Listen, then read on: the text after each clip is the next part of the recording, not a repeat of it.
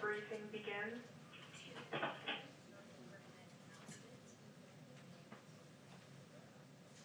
Hear that, buddy?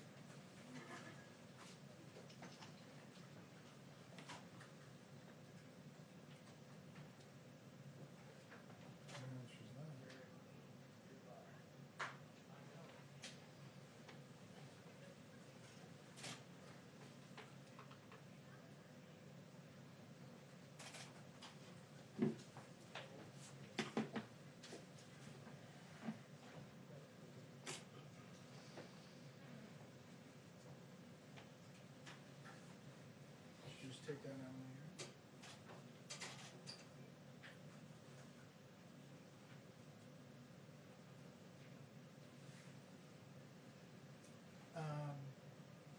No, what would I usually have? But it's not real time, right? Yeah, I don't want that. So if you could block it out, that'd be great.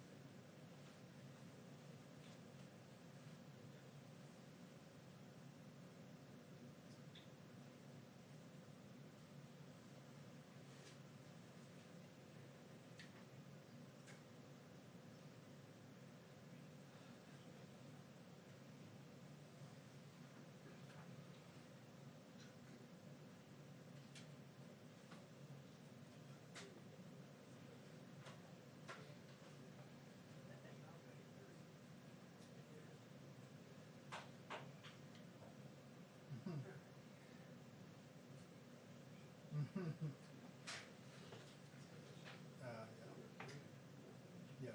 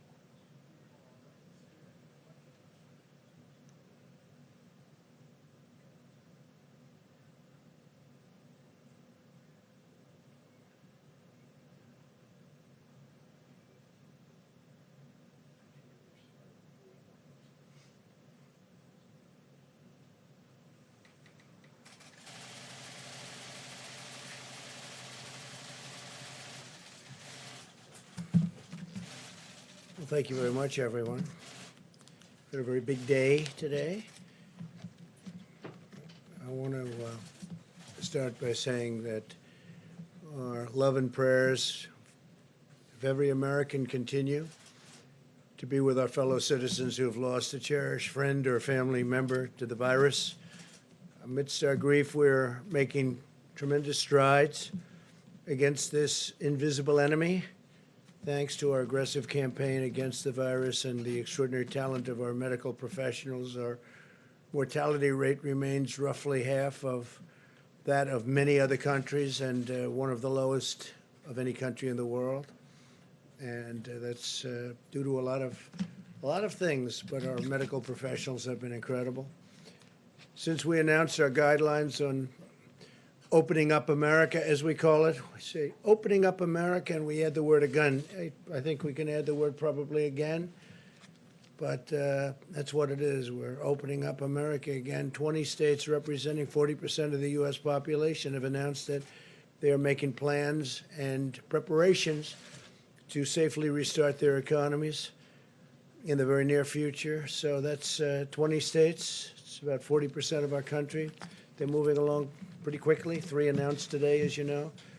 And they're going to be doing it safely. They're going to be doing it with tremendous passion. They want to get back to work. The country wants to get back to work. A short time ago, the Senate passed the Paycheck Protection Program and Healthcare Enhancement Act with additional funding for the Paycheck Protection Program, hospitals, and testing. A lot of money for all of them, especially for our workers and our small businesses. My administration has worked aggressively with Congress to negotiate this critical $482 billion funding package. We reached a deal that includes $382 billion in crucial small business support to keep workers on the payroll, $75 billion to aid hospitals, which really need the aid, and very badly. Very proud of that. And $25 billion to support coronavirus testing efforts. I urge the House to pass the bill, and they're going to be voting on it, I imagine, very soon. I think while we're here, and so he's a very busy man, as you know, Secretary Mnuchin, he's going to be running back. So I thought we'll talk about that now, and we'll take a couple of questions on that, and then he can go and start phase 4 as the ink is drying. Probably they'll be voting tomorrow in the House, but shortly, and I think we have tremendous support. So, Steve, please come up, say a few words. Steve? Yeah. Thank you, Mr. President, and thank you for all your work with us to get this passed. I'd especially like to thank Mitch McConnell and Chuck Schumer and the entire Senate for passing this. I'd also like to thank Kevin McCarthy and Nancy Pelosi, who have been working with us round the clock as well, and our Chief of Staff, Mark Meadows, who was also very instrumental in this. Let me just comment.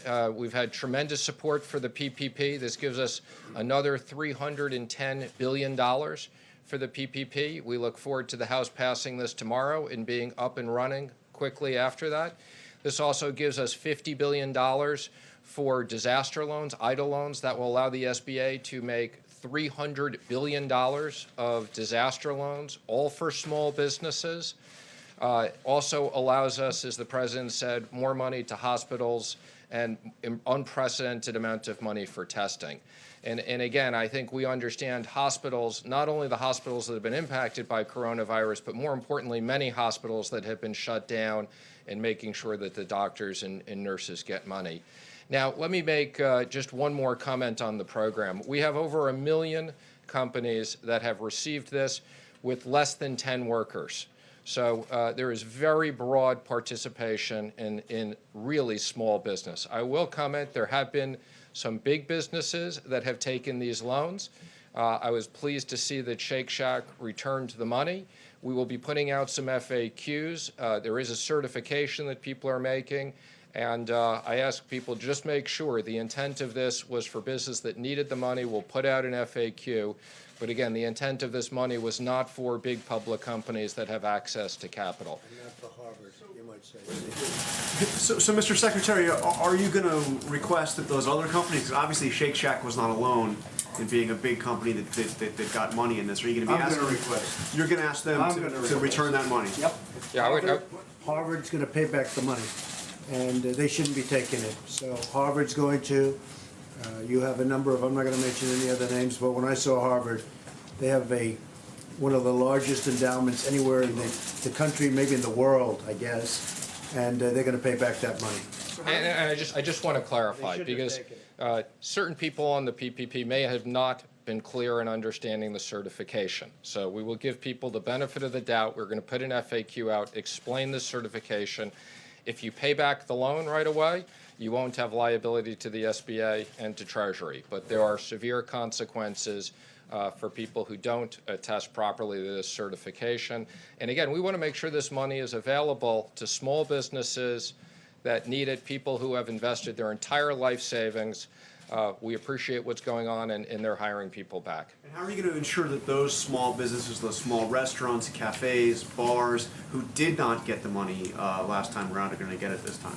Well, as I said, there are a million of these companies that did get it that are very small. We're working with the banks. We're extremely pleased that the small banks did great. 20% of the loans were made by banks of $1 billion and less, 60% by $20 billion and less, and the big banks also. We want everybody to participate. There's now a lot of money back in the program, and we look forward to all these small businesses getting access to funds. Brett, it's great to see you here. Thank you, Mr. Secretary. Do you estimate how long this is going to take? That other pot of money obviously went quickly. Do you assume this is going to go quickly as well?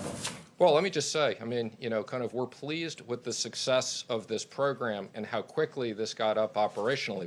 We've put out more money in these SBA loans than in the last 10 years of SBA. So I want to thank all the banks that have worked really hard.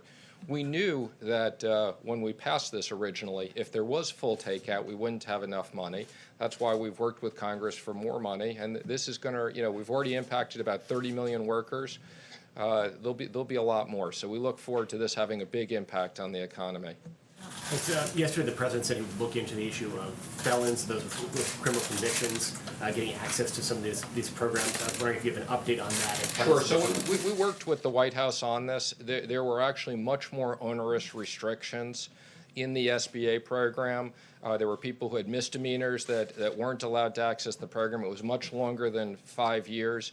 And, we very much, because of the criminal reform legislation that was passed and the work that's been done in the White House by Jared and others, we specifically designed the program, and the 5 years was significantly shorter than what had been done before. So we had already taken that into account. Consideration For now, we're not going to do that. But I want to just emphasize, we did take this into account. There were a lot of people that wouldn't have access previously, and we changed those regulations. Mr. Secretary, the president talked about a phase 4. I know we all understand the circumstances and why businesses need this, but how many more phases can we afford to have, or can businesses expect to have?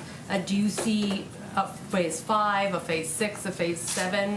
What's your thinking on this? Well, first of all, I very much appreciate the president's support for phase 4. He put out a tweet. As the president said, we would look forward to phase 4. Would be infrastructure. The president's been talking about infrastructure since the campaign. Roads, bridges, broadband, especially broadband now to rural America is very important.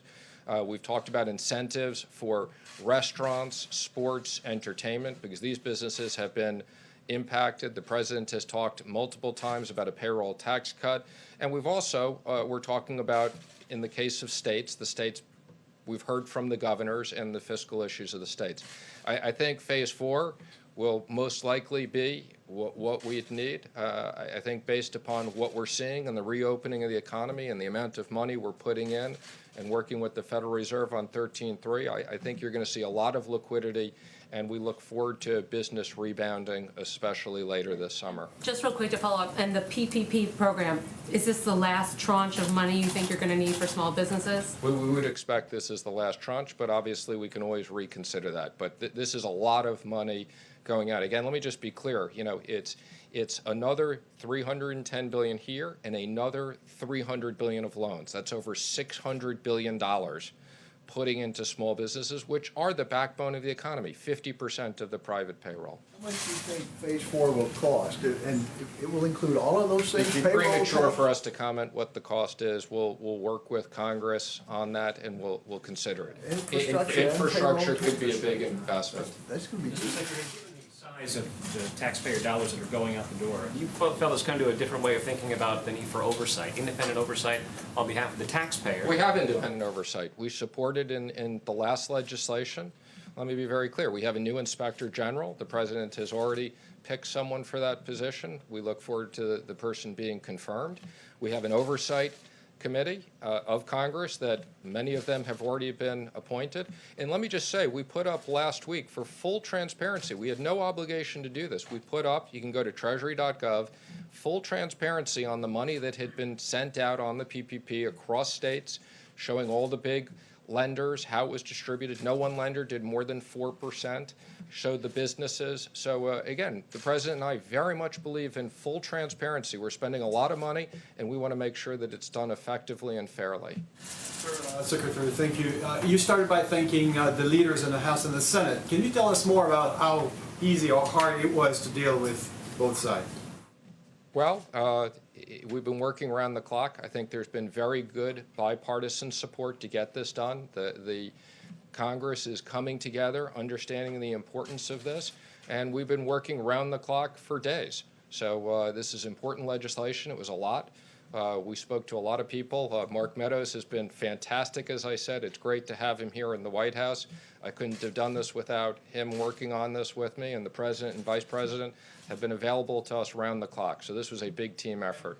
Collaboration of the Democrats? Absolutely. We couldn't have done this today without unanimous consent and the Democrats being on board, and we look forward to this being passed on a bipartisan basis tomorrow. This is a real example of the country coming together to fight this virus.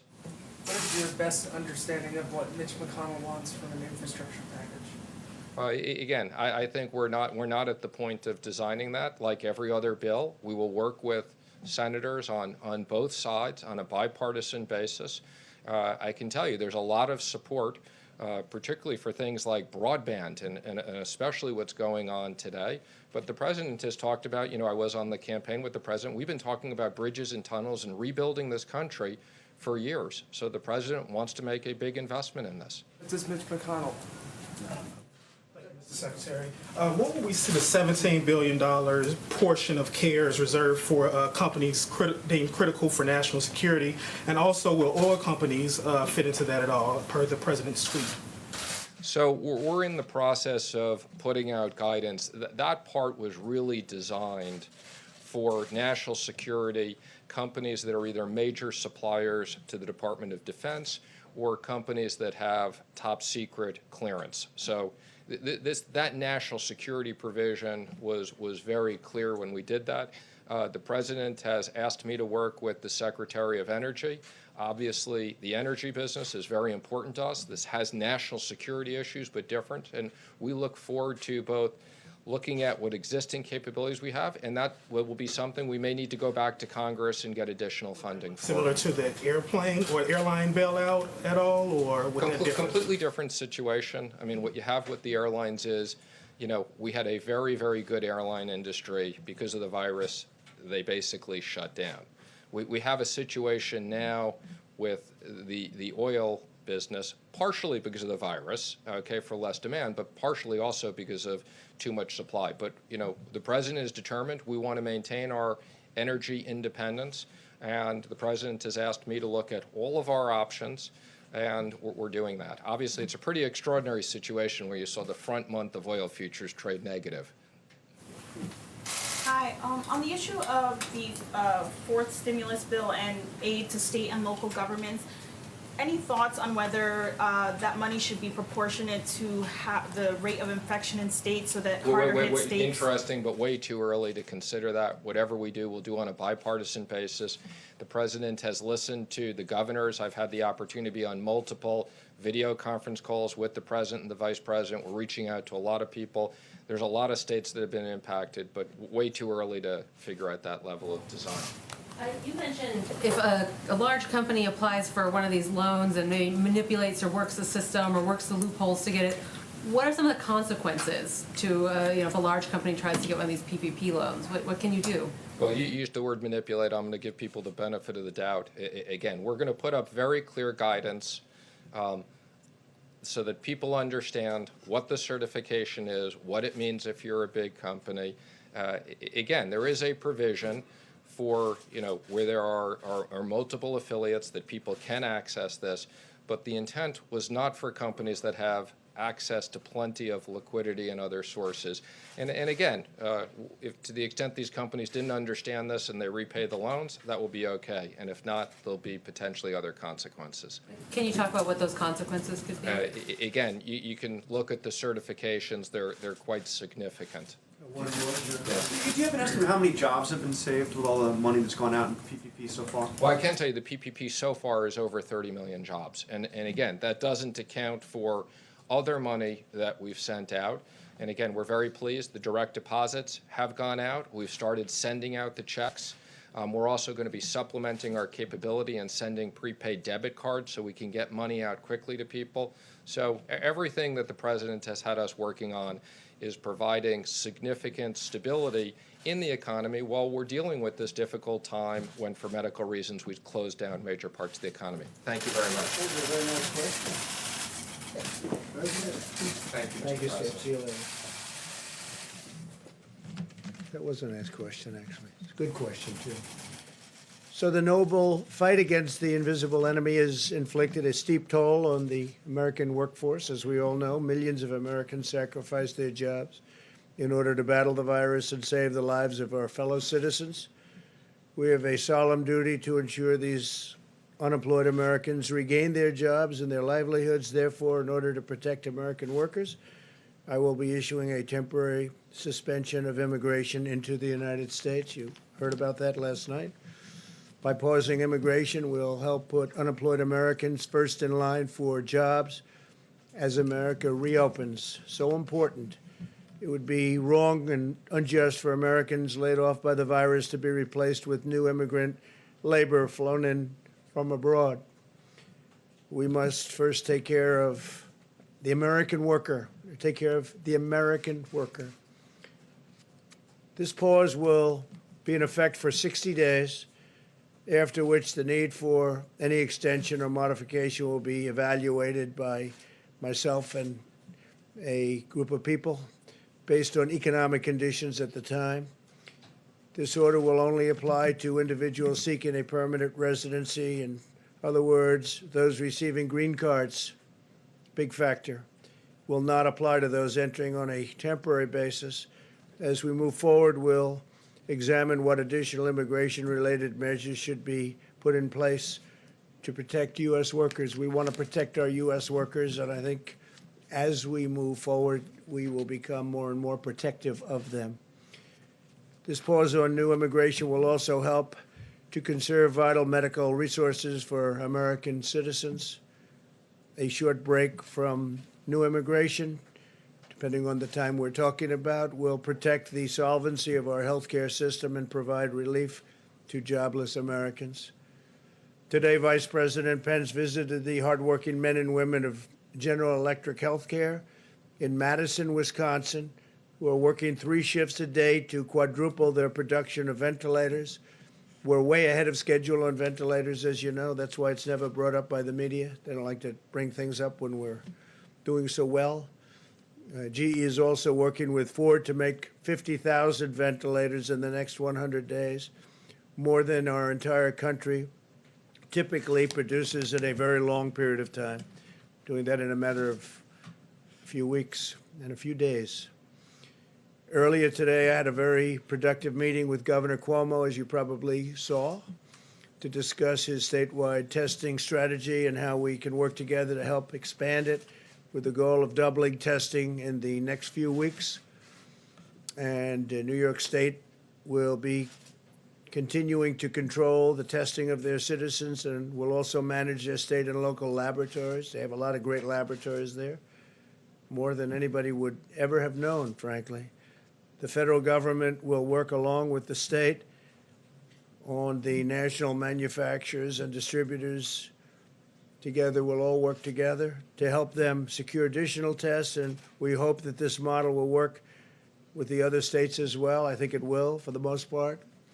New York has a lot of very exceptional laboratories, but most of the states do. You saw the chart yesterday. Most of the states do.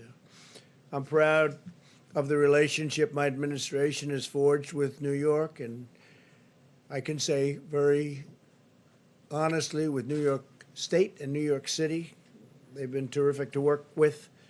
The New York metropolitan area has been the epicenter of the outbreak here in America, and the federal government has spared no expense or resource to get New Yorkers the care they need and the care they deserve. We've sent over 5 million masks. We had 5 million masks, and now that number, as of about 2 days from now, will be more than doubled. Thousands of ventilators, fact, so many ventilators that the governor is going to be sending up some to Massachusetts and a couple of other locations. We have a great deal of ventilators, which people thought would be impossible about a month ago. Thousands of hospital beds, and the USNS Comfort was sent, as you know, to New York, and it was originally for more of a normal medical purpose, and we changed it over so that it could take care of people that had the unfortunate circumstance of going through the problem that we know so well, unfortunately, that we know so well. I said from the beginning that no American who needs a ventilator would be denied a ventilator, and we have kept that promise all over the United States. Think of that. Other countries are desperate for ventilators. They have many deaths because they don't have a ventilator. And I've asked Andrew if we could bring the Comfort back to its base in Virginia so that we can have it for other locations, and he said we would be able to do that. Javits Center has been a great help to them, but we'll be bringing the ship back at the earliest time, and we'll get it ready for its next mission, which will, I'm sure, be a very important one also. But it was an honor. They reconverted it after it got there into handling an event that they were not expecting to be handling. The FDA has now authorized more than 50 diagnostic tests, including, as of late last night, the first test that a patient can take home. He can take it at home, and it's highly accurate. LabCorp intends to make the home collection kits available to consumers in most states with a doctor's order in the coming weeks. We also have 4 different antibody tests already authorized. Tests will help identify individuals who can donate convalescent plasma, thus providing potentially life-saving antibodies to American patients. Dr. Hahn will be providing you with an update on these developments in a few moments. He's done a great job at the FDA. We continue to gain ground in the war against the unseen enemy, and I see light at the end of the tunnel. I actually see a lot of light at the end of the tunnel, and we're starting the process. We're starting a very, very powerful, important process. You see that people are getting very anxious. They want to get going. They want to get back to their jobs. They want to make money. They want to take care of their families. So the light is getting brighter and brighter every day. And with that, if I could, I'll ask Dr. Birx to come up, and then Dr. Hahn. Thank you very much. Thank you, Mr. President. So looking at all of the information across the United States, we do see improvement across all the large metros. I know you know that we've been talking about the New York metro area, New York City, Rhode Island, Connecticut, Long Island, and really we do start to see improvement there, and we see improvement even now in Rhode Island and Connecticut. The Detroit metro is doing quite well with significant declines now. New Orleans is nearly back to their baseline of where they started for new infections. We also are seeing improvements in Chicago and Boston, and that has been a great concern for us over the last several weeks, but they appear now to be flattening. Both also Philadelphia and Houston, Atlanta, Nashville, Baltimore, Indianapolis, and St. Louis also appear to be flattening. The DC metro area, we don't see a decline yet, so hopefully all of you are still social distancing and doing everything that you can. I wanted to remind everybody of 2 points. When we brought up and the president put out the guidelines for opening up America again, it was very clear to use data and to really work together to mitigate against any resurgence, and also critically to protect the vulnerable. And what we're seeing across rural America and in some of the smaller population states is we're still seeing outbreaks in long-term care facilities. And we asked everyone in phase 1 to make sure that they continued their social distancing in public, to ensure that the vulnerable with comorbidities and other conditions and among the elderly were staying at home, and making sure we were still providing service to them.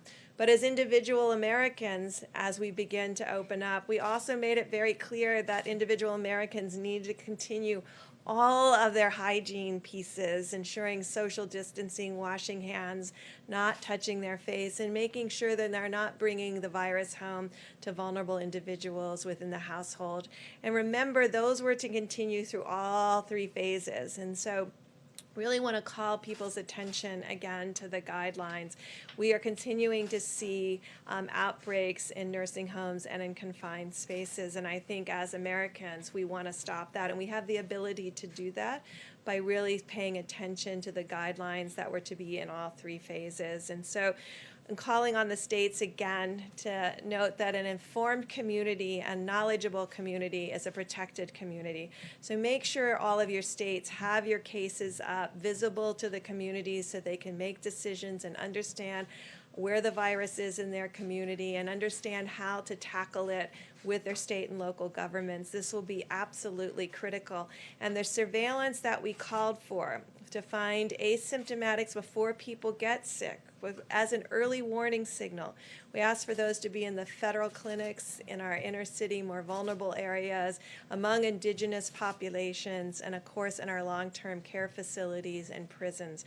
We really want to support state and local governments to move forward on these critical monitoring to protect individuals that may be in the most critically vulnerable states.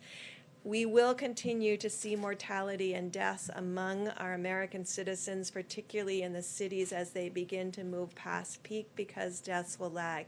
And so we really need to continue to unite and really, really, really support our healthcare providers who are still on the front lines. They have been on the front lines now for weeks and weeks and weeks. And so no matter what city they have been in, they have not seen the relief that we've been able to talk about at the light at the end of the tunnel because of the delay in hospitalizations and deaths. So to our healthcare providers, to our respiratory therapists, and to everyone in the labs, thank you for the work that you're doing to protect Americans and give us one of the lowest mortality rates in the entire world. Thank you. Thank you very much. Thank you, Mr. President, and I just want to echo what Dr. Burke said just a few short months ago. I was one of those doctors on the front lines, and I know how terrific they're working and how well they're doing for the American people, and a shout out to them for just the wonderful work that they do every day. So President Trump asked the FDA to remove all unnecessary barriers that were in place to help with the development of both diagnostics and therapeutics, and we have done that. I'm here to give you an update on FDA's efforts around serologic tests, which, as you know, are antibody tests, which detect in the blood the natural immunity that someone might develop in response to infection, in this case COVID-19. These aren't diagnostic tests, but these are tests that actually detect the antibody, so an indication that one has had the infection and has responded. And I think it's important for everyone to understand that the timing of the response of the antibody to the infection isn't completely known, but we know that it takes some time to actually develop that. And there's 2 types of antibody responses that can be detected. And the antibody tests are just one piece of the larger response that you've heard in the America Returning to Work plan that the President has, with the task force, has developed. And this pandemic is truly unprecedented in nature, and you'll see reports around the world of different antibody tests that have been used. And I think that's a reflection of the fact that we're just learning and beginning to understand what that response looks like. And many of these tests have different characteristics that allow to detect at different points in the infection. I do want to address one issue that we are laser focused on at FDA, and that is in an effort to provide laboratories and healthcare providers the early access to tests. We issued a policy earlier in March that allowed test developers the opportunity to quickly get their tests to market and address the needs of the nation as posed by the epidemic. In March, we provided this regulatory flexibility to manufacturers, and here's what we required of them. The manufacturers had to validate their tests. We call it self-validation, similar to what many test developers in the world have done. They had to notify FDA that they had performed that validation. And then they had to label their products appropriately in the package insert with information about the validation, as well as the fact that it's not a diagnostic test, that it's an antibody test. And the bottom line here is that FDA still expects manufacturers and test developers to validate their antibody tests even under this revised policy. Now, we've done a couple of things to actually help end users, to help laboratories, providers, et cetera, states in terms of their use of these antibody tests. One is that we're working with CDC and NCI to actually validate some of the more than 90 manufacturers who've notified us that they brought their test to market, to do an independent validation.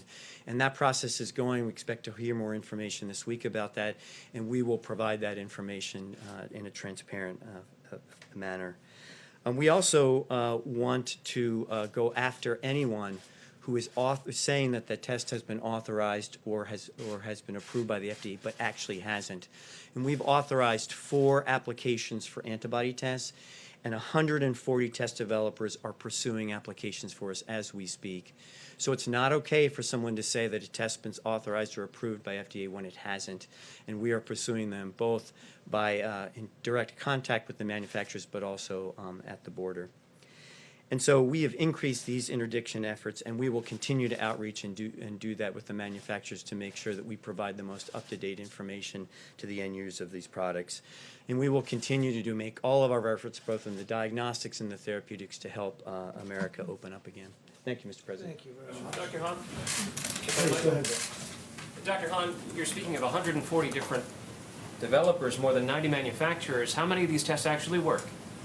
So as I mentioned, the 90 that have come forward and said they're marketing in the U.S., they are required by us to have self-validation, and they're required to label that appropriately in their package insert. And they also said that what we're doing is we're working with folks around the country, but here at home at the U.S. government with the NCI and CDC to validate some of those tests that have come forward to us. So we're actually doing some independent validation. So far? So we don't have those results yet. I expect to have more results this week, but we will be transparent about those results because I think it's very important. And your question is superb in that if someone wants to use a test that's come to market, really it's important to read the information that's in the package insert, but often in some of those cases it's also important for the independent labs to do the validation also. And you may have seen reports in the press of labs around the country that have done that. We've actually reached out to them, many academics, and we will be including that information in the information that we generate as well to provide to the American people. Dr. Hahn? While we have you here, there was a study out of the VA today on hydroxychloroquine that found a higher mortality rate compared to those who got standard of care. And I know this isn't a large-scale clinical trial, but since this drug is out there and people are using it, can you give some takeaways from that study? Did that change your thinking at all on the hydroxychloroquine? So this study is a small retrospective study at the VA, and similar to the data we talked about before with the French study, this is something that a doctor would need to consider as part of a decision in writing a prescription for hydroxychloroquine. And as I've mentioned from this podium and in other venues before, what FDA is going to require is data from clinical trials, randomized clinical trials, hydroxychloroquine placebo, to actually make a definitive decision around safety and efficacy. But the preliminary data are helpful to providers. And doctors, I want to ask them to incorporate the data as we have it come forward. And it's not definitive data. It doesn't help us make a decision from a regulatory point of view. But doctors should incorporate that in the decision-making they make on a one-on-one basis. And just the timeline on the clinical trials and when we will be getting a readout of that data? So the good news is we have over 30 clinical trials. Now the settings are very different. They're in the outpatient setting, they're in the inpatient setting, and also I think very importantly in what we call the post-exposure prophylaxis, meaning if you're a healthcare worker or a frontline provider and you've been exposed to the virus, take the drug for a period of time to see if you can prevent the development of illness related to the virus. So all those trials are in progress and will probably be early summer before we get a readout. And Mr. President, if I can pick up on that. And all of these tests, I want to say, are in addition to the tests that we already have. And we have tested more people than anybody anywhere in the world by far, by very far. Mr. President, if Mike, I you can... have a question? Well, I think you wanted to follow up on the hydroxychloroquine. The hydroxychloroquine, I'm wondering if you're concerned, this VA study showed that actually more people died that used the drug that didn't, and I'm wondering if Governor Cuomo brought you back any results. No, we didn't discuss it, and I don't know of the report. Obviously, there have been some very good reports, and perhaps this one's not a good report, but we'll be looking at it. We'll have a comment on it. A panel of experts at the NIH is actually now recommending against the use of hydroxychloroquine in combination with Z-Pak, which is something you've Okay, well, we'll been take a look at recommending. it. I'm always willing to take a look. Brett? Another subject, you were signing of the executive order. When do you plan to do that? The executive order will be, it's being written now as we speak, probably tomorrow sometime. So will it have exemptions in there for We'll have certain? certain exemptions, because you're going to need certain exemptions, but we'll be notifying you tomorrow. We'll sign it most likely tomorrow, being drawn now and tonight. And it's something we have to have in this country. We have to have it. So for the people who say it doesn't track with opening up the country to shut down immigration across the board for companies that, and the pipeline that's already in place, what do you say to them? Well, I think it really does. I think it's very strong, obviously, and it's countrywide as opposed to specifically like China or some of the other ones that I've shut down. We're going to see, and you'll see a very accurate definition tomorrow after it's completed by the attorneys. Last thing for me, North Korea, what can you tell us about the status of Kim Jong-un?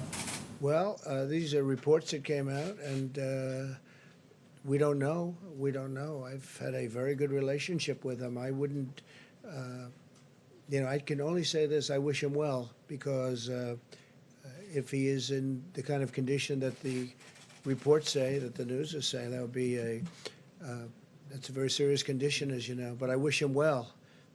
We've had a good relationship. I've said it, and I've said it many times. If somebody else were in this position, we would have been right now at war with North Korea. And we're not at war, and we're nowhere close to war with North Korea. So I just have to say to Kim Jong-un, I wish him very, good luck. Good luck. I mean, they came out with very, very serious medical reports. Nobody's confirmed that. It was CNN that came out. So when CNN comes out with a report, I don't place too much credence in it. Your meeting with Governor Cuomo, did he convince you of a need for expanded testing? Or We had a great talk on testing, and we have an agreement, we have an understanding on testing. They have labs, tremendous labs, as you know, in New York, especially in the Manhattan area, but all over the state. And great medical schools and federal labs. So we have a very good understanding. We're going to do very significant testing. Not everybody wants to do such significant testing. Testing is good in some cases, and in some cases it's not. You have governors that don't want to go all out in the testing because they think they can do it in a different manner and do it better. But we had a very good meeting today. The governor and I had a very good meeting. Is there more federal aid that can be used to help governors who want to expand testing? Because we keep hearing that all day long. We have Governors want more. $25 billion, and that's a tremendous amount of money. That's much far more money than, in my opinion, that we'll need. And again, already we're testing more by far than any country. I think I read yesterday a report that we've done more than everybody else, every other country combined, and I think our people should be getting a lot of credit for that. We've done a lot more than everybody else combined, and you never hear that in the news. It's unfortunate. Yeah, please. Mr. President, I'm just back on the executive order for a second. You mentioned there are going to be some exemptions. We're reporting right now that it only applies to employment, green cards for employment, but not for those for It is immediate green family. cards, but we're going to be reporting on that later on. It might be tonight or tomorrow. We'll give you an exact report. You can say to people who may be worried about the ability to bring immediate family members into this. No, I think it's been covered pretty accurately in this case. I think most people know what it is, and some people will be able to get in. We have to do that, obviously, even from a humane standpoint. But there'll be some people coming in. But it's a strong order. It's a strong order. It involves a big circle, as you know. Please. Are immigrants who are already in the country, are they at greater risk of deportation based on this order? I don't think so. They're not supposed to be here. You're saying they're here illegally? Is that what you're saying? Well, for example, if an immigrant is here for a court order, right, are they at risk of deportation Well, if a based court on order, this? then you have to go to court. So then the judge would make a determination as to whether or not they're going to be staying. But if they have a court order, they won't have to leave until they go through that process. So we'll see what happens. But with the court, and there are some with court orders, that means they have a trial coming up. Please. So obviously, on the immigration executive order, you've raised concern for a long time, even in good economic times, about immigrants taking Americans' jobs. So under what conditions would you consider lifting this halt on immigration? Well, we're and- doing, yeah. Or is this sort of an opportunity to address what you've seen as a problem for a long time? Well, I think, look, right now, obviously, we had the greatest economy in the world, and then one day we had to shut it down. They said, you have to shut it down. We did the right thing, because I think we would have had 1 million or maybe even 2 million, and maybe more than that deaths. So we did the right thing. But certainly this would pertain. I mean, when you look at it right now, the last thing we want to do is take American workers' jobs. It's one thing when we were essentially, they used to call it full employment, and it's another thing right now. Right now, we have people that have lost their jobs, and we hope they're going to come back and come back fast, and then we can have an even deeper discussion. But right now, we have to have jobs for Americans. But you have any sense of, like, if unemployment gets to 4% or 5%? Well, People who are we'll have looking. to see. I mean, I hope we're in that position to have that debate. Right now, we're not in that position. Right now, we closed down the largest economy, the greatest economy in the history of the world. It's the most successful economy. When you look at the stock market, we're breaking records virtually every week, sometimes every day. And stock market's still not doing badly considering what this country has been through, which really tells you how strong it was in the first place. But no, I hope we're going to be able to have that discussion. I hope we're in a position. That's like a good discussion to have. But that'll be a little bit later. Brett? I have a question for Dr. Birx about the CDC director said in an interview that perhaps this second wave of the coronavirus in the fall could be worse because it is timed with the seasonal flu. Just wondering if you could talk about that in context of as you're opening up the country and these guidelines that you've laid out. Yeah, so we were very clear in the guidelines that we believe we can monitor communities at the community level by using the influenza-like illness and the syndromic respiratory and gastrointestinal components of this particular virus. Obviously, when we have flu, we're working on an algorithm that you test for flu, and then you test for COVID, and making sure that we are building the testing capacity to be able to do that. Because I think it's very important that you're going to be able, on the surface, a patient when they come in with early flu and early COVID can look very close to get identical. So we need to have testing in place to be able to separate and ensure those patients receive the best treatment. We're also hoping by that time that we have additional treatment options for people with COVID-19 so that there will be additional treatment available in the fall.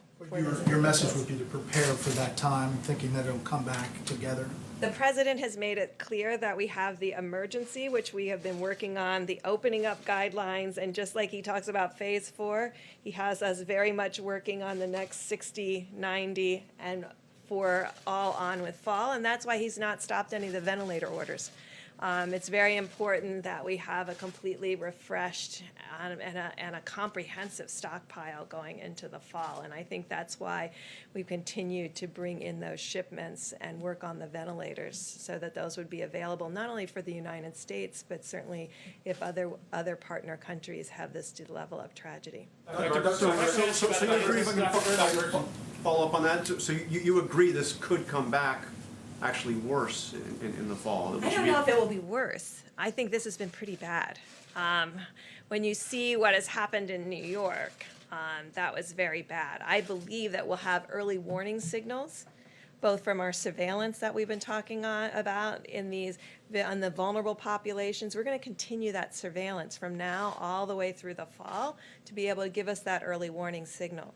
I think what we've learned is how good Americans are about immediately reverting to all of those issues that they need to do in order to ensure that they're protected and their families. And Mr. President, what do you say to the concerns like Georgia is opening up barber shops and bowling alleys and the like, and you saw Lindsey Graham is saying he's concerned that Georgia may be going too far too fast and it could affect people in South Carolina. Obviously, people travel back and forth between states. How do you protect the people of South Carolina, for example, from a potentially bad decision by a governor in Georgia? So he's a very capable man. He knows what he's doing. He's done a very good job as governor, Georgia, and by the way, and South Carolina. Governor McMaster also. So you have two very capable people. We're going to find out. And in fact, I'm scheduled to speak to the governor of Georgia in a little while. but we'll find out. Graham's concern that what happens in Georgia can Well, affect South everybody, I have a Carolina. concern about what happens everywhere. I mean, we've got those concerns. And as far as coming back, if they do come back, and they could come back together with heavy on the flu and much lighter on, because I really believe we'll be able to put out the fires. You know, it's like fires. And we've learned a lot. You know, we've become very good at this. When you look at what's happening, when you look at the numbers coming down, a lot of states are in really great shape. You're going to see a lot of openings. But I'll be speaking to the governor of Georgia in a little while. Okay? Mr. President, so the American people need to be prepared for going back to social distancing, even if things relax over the summer, but come the fall, if the virus comes back in coincidence Well, I with could the flu? see them, and I'll speak for the doctor, and if you'd like either of you to say, but I would say that you keep away until this thing is gone. It's going to be gone at some point. It's going to be gone. And I would say you keep away and you do the social distancing until such time as you know it's gone. We'll know when that time is.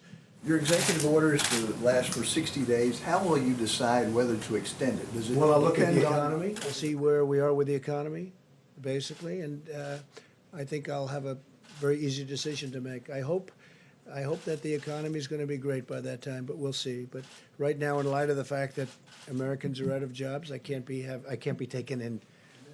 Roll it for another 60 days or? Well, I could roll it for 30 days, or I could roll it for much more than 60 days. We'll have to take a look at the time, but we'll be looking at 60 days, and we'll see what it is. Yeah, in the back. And there is reporting that you. Under immigration order. I'm sorry, you go. Why don't you go, and then you. Okay, on the immigration order, we'll continue with that. There is reporting that you may actually sign a second order to even limit more of those exemptions that you were just talking about. Can you confirm that It you could are happen considering? if I want, but I won't be doing it tomorrow. I'll be signing the primary order, and then we have a secondary order that if I want to do that, we'll make that determination. We Is can that- do that. Yeah, we can do that at a little bit different time if we want. But that is under consideration at this Yeah, time, a sure, second order? secondary orders, yeah. Please. Thank you, Mr. President. I have two questions, one from me and one from a reporter who couldn't be in the room because of You social always have distancing. one from him, one from. That's the seat. This is a Okay, print good, that's seat. good. So my first question is about your immigration order.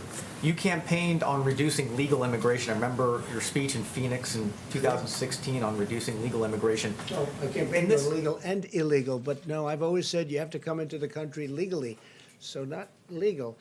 What I campaigned on was people just flooding our border and stopping. And by the way, speaking of that, we have 170 miles, almost 170 miles of very powerful border wall up, and it's moving rapidly, very quickly, and it's having a tremendous impact, and it's making our job a lot easier. Plus, Mexico has 27,000 soldiers right now on our southern border that we share with them, and Mexico's been terrific. They've really helped. You also campaigned on reducing legal immigration. And I'm wondering if some critics are saying that you are using the virus now in this crisis to follow through on that promise to reduce legal immigration. No. Well, I want people that are in this country, I want our citizens to get jobs. I don't want them to have competition. We have a very unusual situation where something came in that nobody has seen for many, many decades. Probably 1917 would be the closest analogy if you look at it, when you look at the contagion, the kind of contagion we're talking about. So, no, I'm not doing that at all. I want the American worker and our American citizens to be able to get jobs. I don't want them to compete right now. There's a big difference when we have a full economy, and frankly, where some of the companies, we have many companies moving in, where they need workers. That's a big difference between that and where all of a sudden a lot of people lose jobs. As you know, a lot of farmers rely on seasonal migrant workers that That's come in not on going the to be affected. The farmers will not be, that's an important point. The farmers will not be affected. Yeah, that's a very important point. I mean, it's a great point, actually.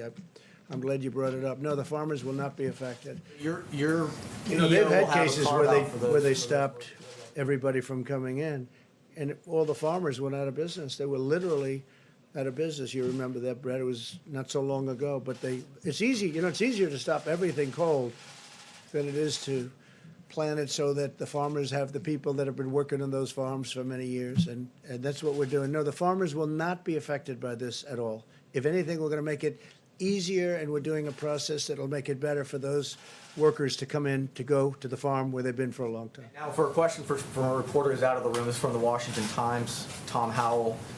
Why hasn't the CDC, the federal government's main disease-fighting agency, had a more public-facing role amid the pandemic? It was holding regular media calls early on, but has not held one since early to mid-March.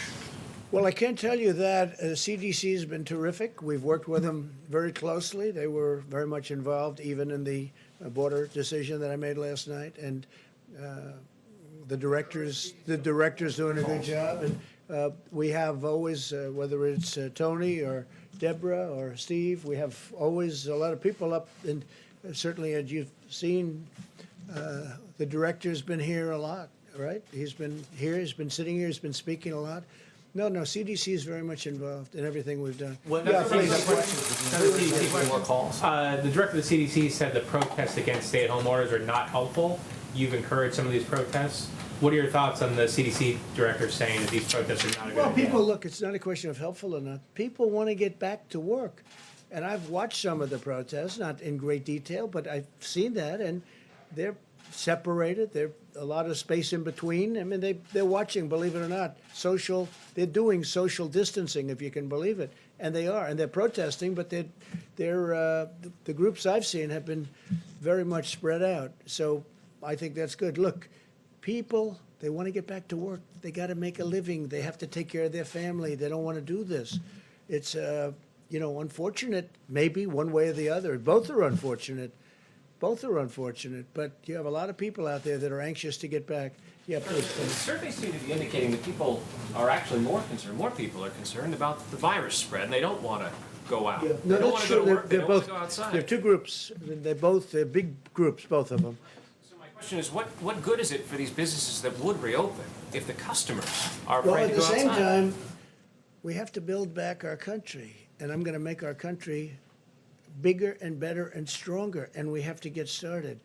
There's a big difference, though, because people have really been through a lot, and they understand what to do now. Before, nobody had ever heard of a thing like this. Wouldn't you say? I mean, nobody ever heard of a thing like this. Distancing, social distancing, what does that mean? Washing your hands every 15 minutes, what does that mean? I mean, people had never seen or heard about anything like this. Now they really are. They've not only have they done it, but they've done a good job of it. But you have people, you can't break the country. At some point, you have to go back. Now, hopefully the governors are going to do, because I want the governors, and I've always wanted that. You could call it federalism, you can call it whatever you want. But the governors, I want them to do it. If we see them doing something we don't like, we'll stop it very quickly. But they're doing a good job. They're being careful. Some of the governors, frankly, they're in a position where they can do it sooner or they can do it a little bit later, and that's okay. But people, they don't want to, they need money. They need help. We're going to lose, and we can't break our country over this. We can't do it. We have to get going. With that being said, some are going to go soon and some are not. Yeah, in the back, please. If I might just, pardon me, hair salons, nail salons, tattoo parlors. Yeah. Dr. Birx, can you weigh in on this? Because the people of Atlanta want to hear from you as well, as much as they want to hear from their governor and from you, Mr. President. I think it's fine. How do you safely have hair salons and nail salons and tattoo parlors where people this is in Georgia, where people have to inherently be close together? I think what I've been trying to communicate over the last several days is it's really important that the governors and mayors communicate critical information to their communities and show very clearly the data. Remember, we wanted this data and evidence-based, the data that they utilize to make decisions and the data that the mayors should use in each of the communities, because it will have to be on a community-by-community opening, because there are different communities in different places, even in Georgia. And so I believe people in Atlanta would understand that if their cases are not going down, that they need to continue to do everything that we said: social distancing, washing your hands, wearing a mask in public. So if there's a way that people can social distance and do those things, then they can do those things. I don't know how, but people are very creative. So I'm not going to prejudge, but we have told people very clearly, and the President guidelines made it very clear about the expectations of phase one. And remember, phase one also included social distancing in restaurants, social distancing in every place that was entertainment, and keeping your own individual social groups to less than 10. I mean, we've been very clear in the guidelines, and I think it's up to the governors and mayors to ensure that they're following the best they can each of those phases, to make sure that both the public is completely protected. But the governors and mayors also need to communicate very clearly on the data that was used for decision-making and make that transparent and available to their communities. And it also depends, as an example that you just gave, are they doing testing before they go in? We have to find that out. That's why I'm speaking to the governor in a little while, and I'll be asking him those questions. Please, go ahead. Thank you, Mr. President. Just trying to get a sense of what you have left in the toolbox as it relates to oil. You hashed out the deal with OPEC Plus. You've ordered for purchases into the SPR. I mean, what else can be done? Well, the biggest thing in the toolbox is to get our country open. That's by far the biggest thing there is. If we can open pretty well, and I think we're going to, over a period of time, piece by piece, puzzle, remember? If we can open well, I think that's your biggest part by far. That's where the engine is, more important than any other thing that we can work on. Please, go ahead. Thank you, Mr. President. Two New York-related questions. In your meeting with Governor Cuomo, was there talk about providing states like New York with aid in the fourth stimulus package? Wondering if you have any thoughts on whether that aid should be tied to infection rates, whether states like New York, New Jersey that have been hardest hit should receive more money, and also wondering if you have any thoughts on Mayor Bill de Blasio saying today that he'd like to host a ticker tape parade of sorts once this is all over to honor the healthcare workers. Does a New Yorker have any thoughts? Frankly, that sounds like a good idea to me. When it's all over, it sounds like a great idea. They deserve it. They're warriors. They've done an incredible job. We mentioned briefly the state aid. We talked about that, Governor Cuomo and myself, and I agree with him on that. And I think most Republicans agree too, and Democrats. And that's part of phase 4. And I think infrastructure is going to be a big part. We have to rebuild our country. I mean, you take a look where we spend, and we go over this all the time, but $8 trillion in the Middle East. We want to rebuild our country. And that means our bridges, our tunnels, even schools. We're doing something with schools. We have to do our roadways. That what's happened. We spend so much money on other countries that they don't appreciate it. Okay? They don't appreciate it. We're going to spend money now on our country, and it's going to be our jobs, and it's going to be our equipment. It's going to be made. Much of it is going to be made here. Hopefully, at some point, all of it's going to be made here. John? Mr. President, at that podium back on March 9th, Vice President Pence said that over 1 million tests had been distributed, and then he said, and this is an exact quote, before the end of this week, another 4 million tests will be distributed. As you know now, 6 weeks later, we still aren't at 4 million tests. I don't know what to say. With the testing. Ready? Are you ready? Again, I'll say it for the 5th time. We have tested more than any country in the world, and some of the countries are very big.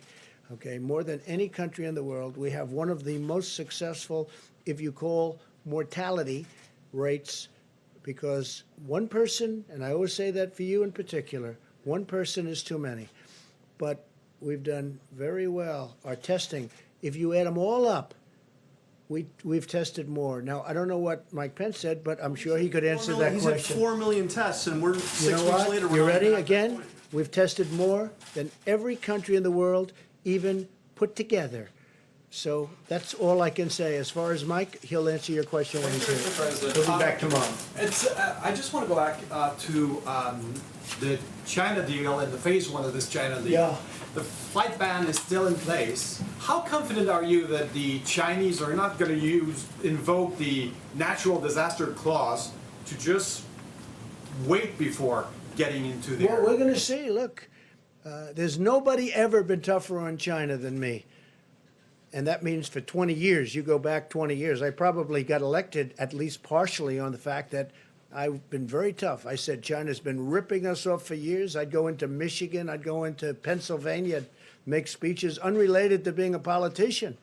I'd be invited, I'd be speaking to people, which I like to do because I love the people of this country, and I'd make speeches. I'd say, how did you let this happen with China? I even asked the leaders of China, how did this ever happen? Where our country loses tens of billions of dollars a year.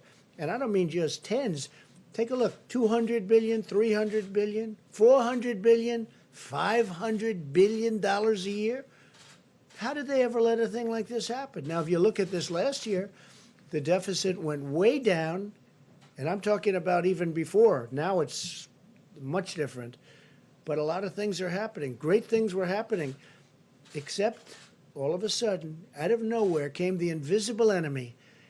And we think we know where it came from, and we'll be talking about that probably a lot. But came the invisible enemy. There's been nobody tougher than me on China. I have no guarantee that they are going to go ahead with this. But if that happens, we'll do a termination, and we'll do what I can do better than anybody.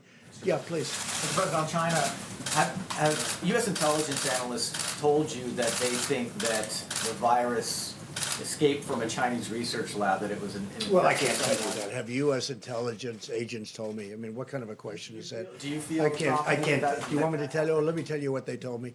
Look, they told me plenty. They told me plenty. Brett? I wanted to follow up on, you said about the small business program, Harvard's going to pay the money back. How confident are you that you can claw back money from Well, I'm places going to like have to look. Harvard? I don't like when Harvard, that has, I think, a $40 billion endowment or some incredible amount of money, that Harvard gets this money. Harvard should pay that money back. I want Harvard to pay the money back, okay? And if they won't do that, then we won't do something else. They have to pay it back. I don't like it. I don't like it. This is meant for workers. This isn't meant for one of the richest institutions, not only far beyond schools, in the world. They got to pay it back. I want them to pay it back. Yeah. Mr. President, your Florida clubs have had to furlough workers. That's true. Have you thought about asking your family members to maybe keep some of those workers on the payroll to help instead of sending them to the federal other companies do that? Yeah, in Doral, you're not allowed to have the golf courses open. You can't have the clubs open. You can't have anything. It's a big hotel and resort. And I think there's probably 750 people. So you can't have anything open. And you say, what are we going to do? Have full payroll and have the whole place with, there's no income coming in. First of all, everyone's home, and they're supposed to be. Second of all, in Florida, you can't use golf courses. That one I'm not sure I agree with. You have parks and golf courses where you have open space, but that's what it is. So I have others also. Then I have others in different states. I have a lot of different properties. But again, my children run them, and I love my children, and I wish them well. I look forward to comparing my numbers to my children's numbers. I think I'll do better. You haven't thought about asking them. You understand that? It's called a closed property. It's like, you have to close them up, and then hopefully when things get better, we'll just open it up. But you can't have many hundreds of employees standing around doing nothing. There's no customer. You're not allowed to have a customer. So in some places it's very strict. New Jersey is strict. New York is strict. And you have to do what you have to do. And it's too bad. I feel so badly when I see that. I think that it's a tough policy, but I go by whatever the policy. That's a state policy in the case of Florida. You've communicated regularly with Kim Jong-un, the North Korean leader. Are you going to try to reach out to him to check on his condition? Well, I may, but I just hope he's doing fine. I mean, I've had a very good relationship with Kim Jong-un, and that's to the benefit of the country. That's not a bad thing. That's a good thing. And I'd like to see him be well, and we'll see how he does. Again, I don't know that the reports are true. Do they have a line of succession as far as you know? I don't want to ask him that. I have asked him that, but it's not my purpose to tell you that, in all fairness. But, I hope he does well. Please. I'll follow up with Dr. Birx for a moment. Dr. Birx, if you don't mind, I just wanted to follow up on the question we were asking you about with social distancing in some of these states.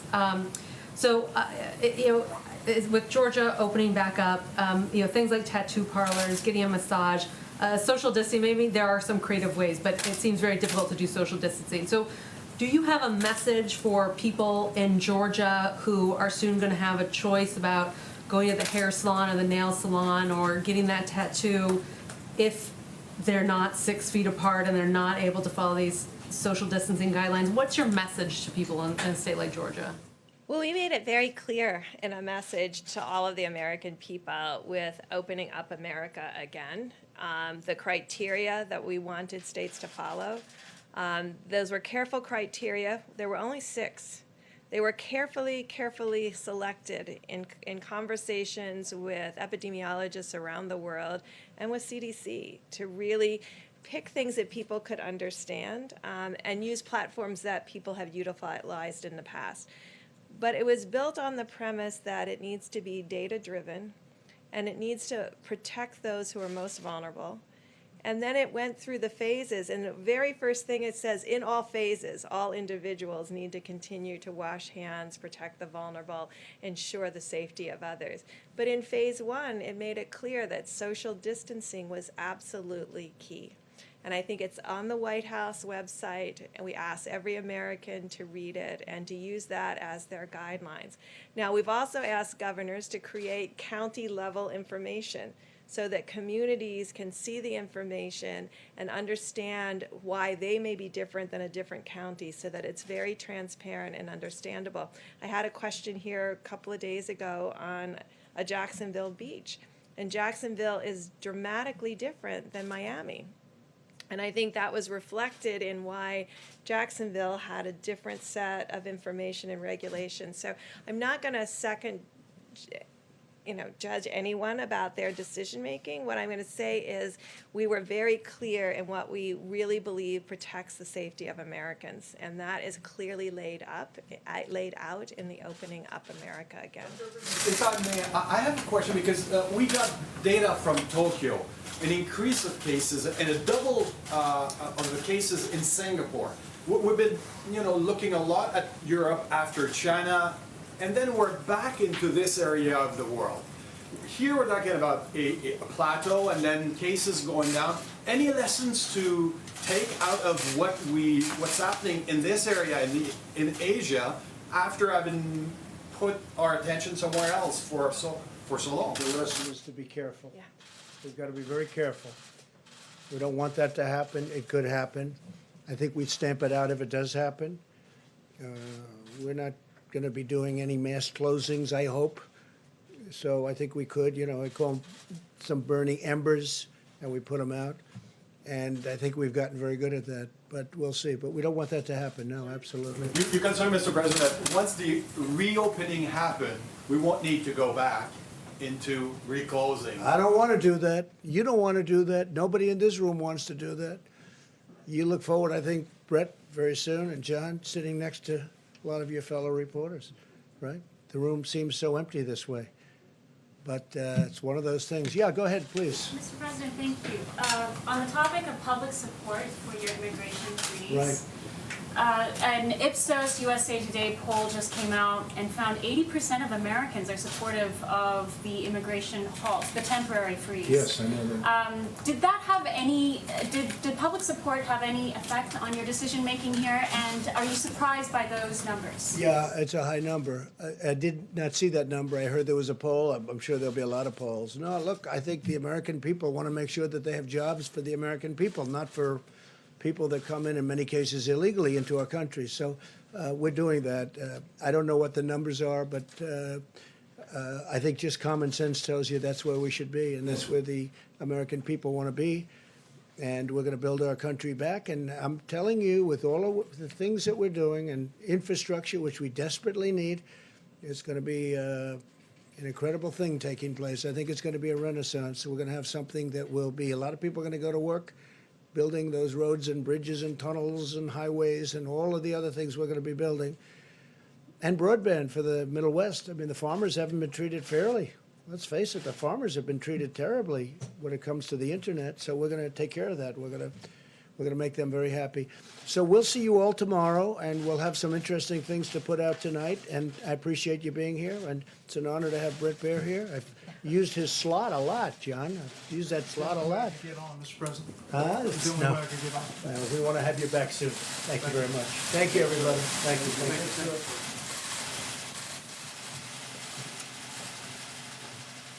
All right, there you see the President of the United States wrapping up his press briefing. Welcome to Special Report. I'm Brett Baer. We're doing it tonight from the White House briefing room, a little bit different tonight. We've just watched the daily coronavirus task force briefing. President Trump saying he will be suspending immigration into the United States for 60 days because of the coronavirus. An extension is possible, he said. It'll be evaluated. Suspension only applies to those seeking permanent residence.